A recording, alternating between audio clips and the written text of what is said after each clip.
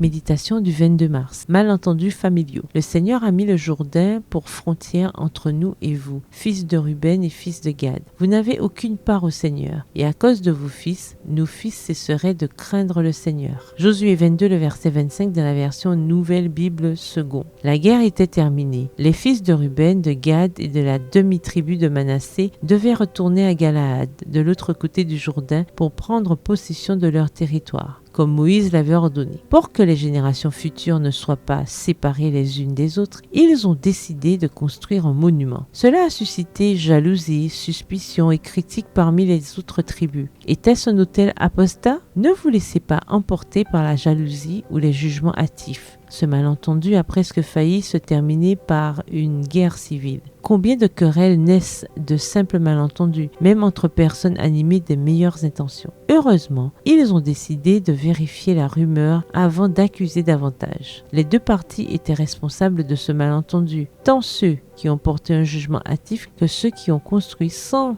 informer de leur objectif. Une communication efficace dans la famille, l'église ou la communauté est le meilleur outil pour prévenir ou résoudre les difficultés. Les représentants ont d'abord formulé des reproches cinglants, dont celui de se rebeller contre Dieu. Ils se sont précipités pour condamner l'action de leurs frères avant d'écouter leurs raisons. Il est donc tout aussi important de se garder d'impétueuses réprimandes et de soupçons sans fondement que d'éviter une lâche indolence lorsqu'il s'agit de réprimander le mal. Heureusement, les constructeurs n'ont pas répondu avec précipitation. Ils ont fait preuve de prudence et de douceur sans ressentiment. Êtes-vous jugé, accusé injustement, maltraité par votre famille, votre église ou vos amis? Imitez ce modèle de résolution des conflits. Exprimant clairement leur propre zèle et leur faveur pour Dieu, ils ont expliqué en détail les raisons de leurs actions. Ceux qui ont le droit pour eux peuvent rester calmes et impassibles devant les accusations injustes. Les choses sur lesquelles les hommes se méprennent à notre sujet étant connues de Dieu, nous pouvons lui remettre avec confiance le soin